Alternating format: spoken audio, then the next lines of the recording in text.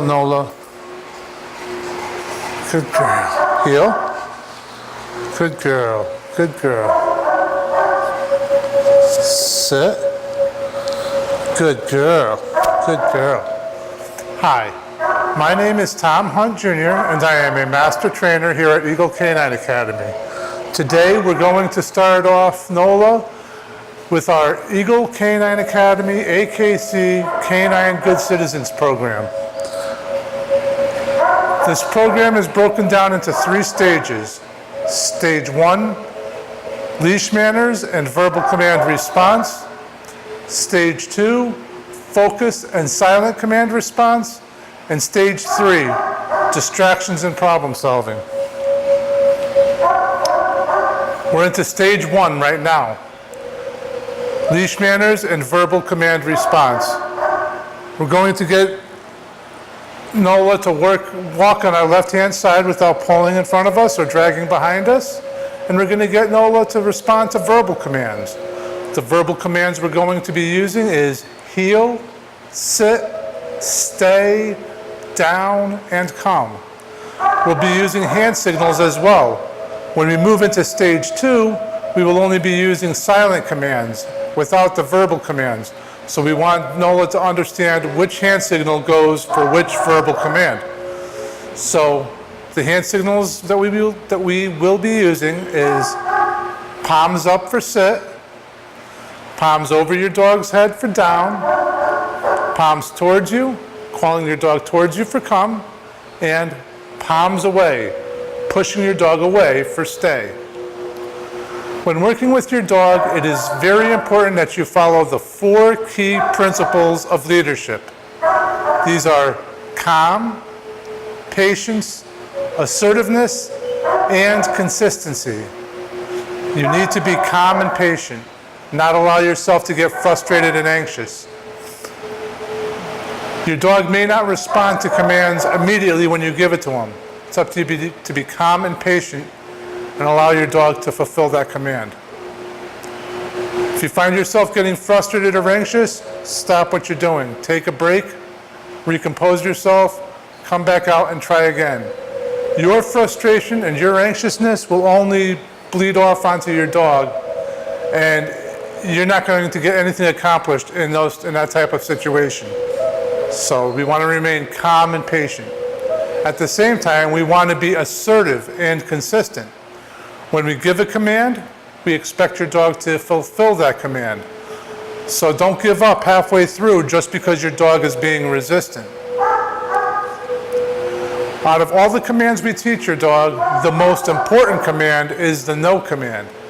The no command is the most important because that is going to be the starting point, the basis for where you're going to stop your dog from doing any bad behaviors. So if your dog is chewing something he's not supposed to, jumping on something he's not supposed to, biting, whatever it is that he's doing, we're going to use no first as the way to stop him from doing that. So it's always going to be no chew, no jump, no bite, and so forth. In obedience, it's the same thing. We don't want to keep repeating the same commands over and over and over again to get the dog to respond. We're going to give the command once. If the dog doesn't respond, we're going to use the no command followed by the command that we want the dog to do. So if the dog wasn't going to sit, we would go sit, no, sit. Notice how I changed my tone a little bit for the no. Get the dog to snap to and realize that he made a mistake, and then give him the command that you want him to do. We ask that you practice with your dog every day for a minimum of 15 minutes.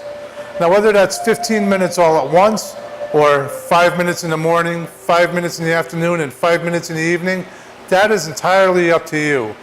But 15 minutes really needs to be the minimum amount of time that you can spend working with your dog every day.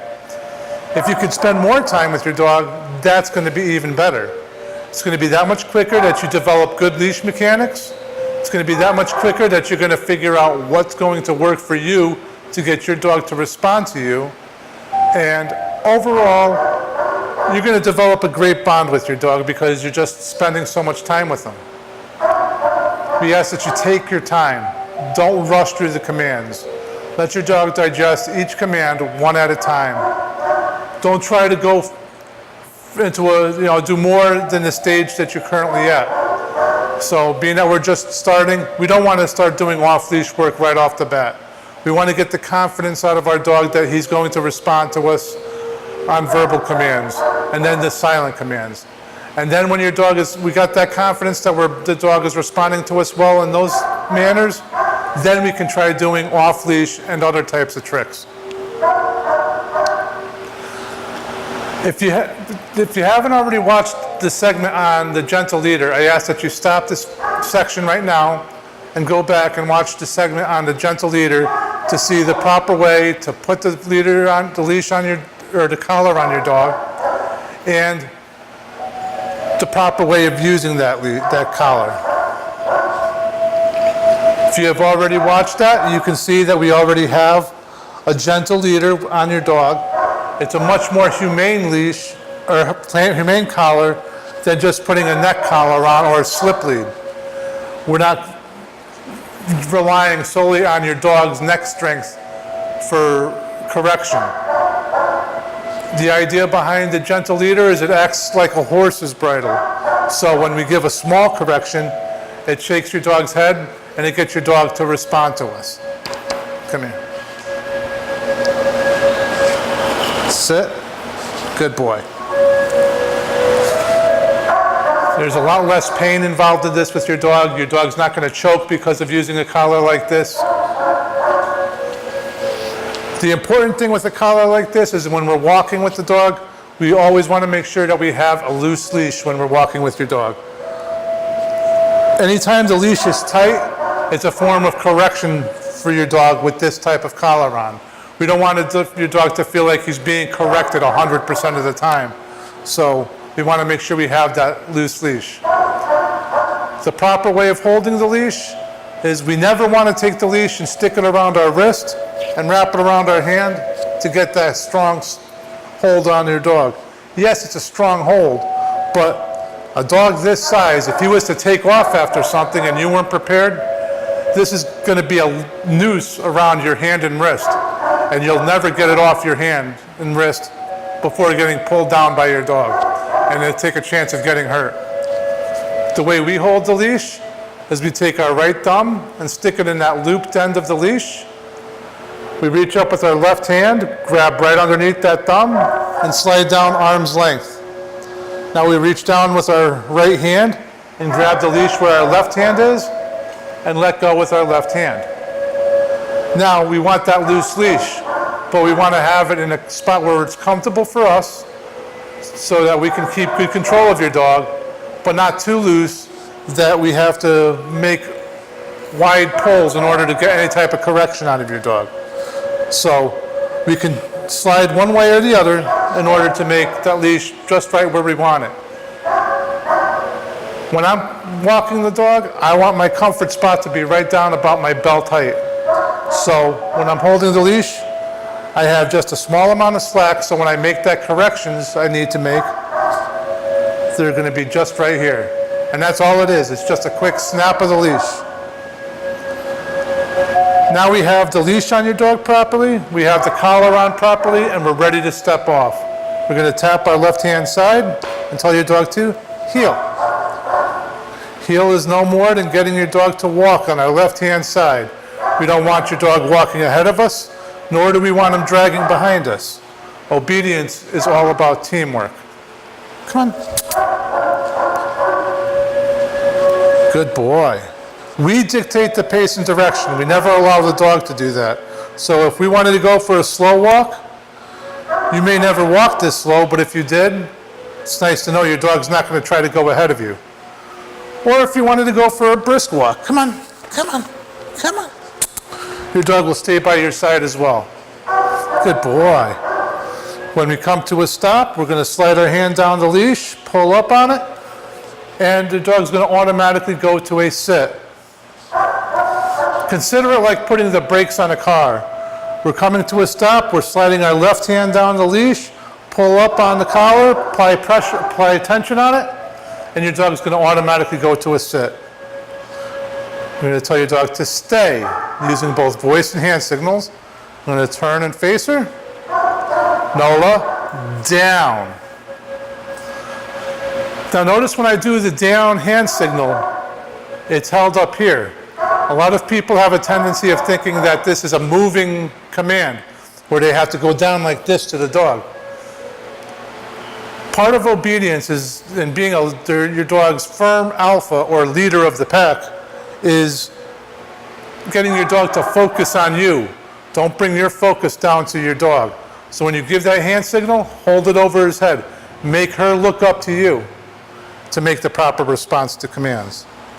Now I want Nola to sit back up. So what I'm going to do is I'm going to tap my right side. Sit. She doesn't respond. No. Sit. Good girl. All I did was back up, give her a quick correction, step back in, gave the hand signal as well as the voice command, and Nola responded. Stay. I'm going to go back to full length of the leash. Wait a few seconds.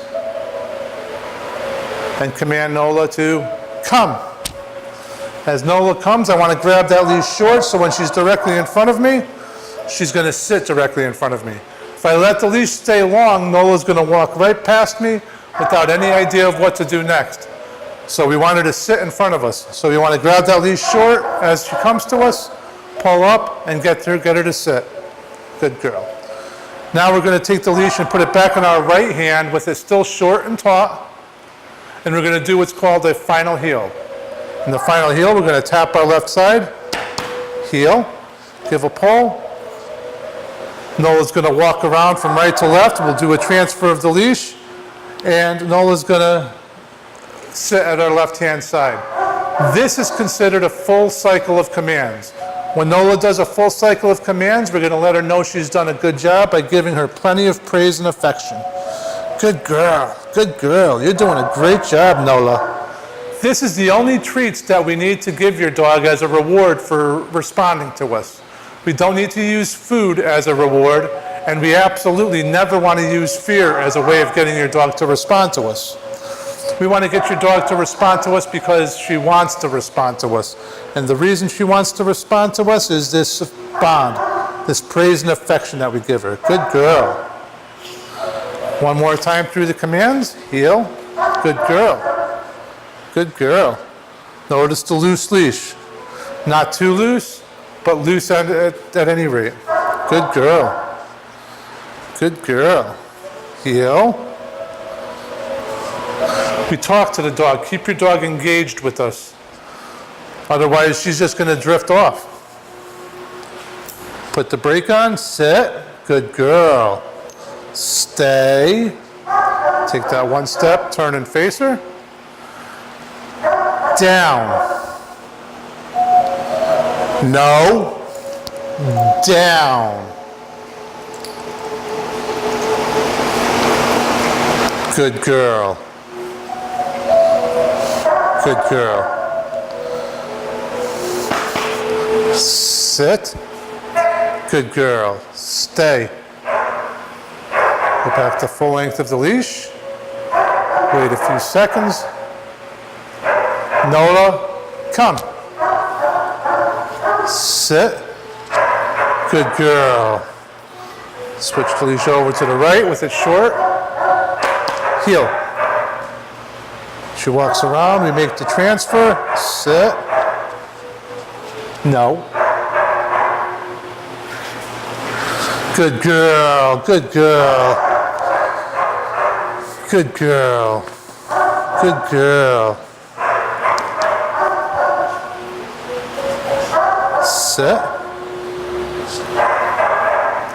Nola has mastered the first stage of obedience in the Canine Good Citizen program, leash manners and verbal command response. We're going to give Nola a break. When we come back, we're going to move into the second stage of obedience, focus and silent command response. Good boy. Good girl. Good girl. You've done a great job. And it's break time. Good girl.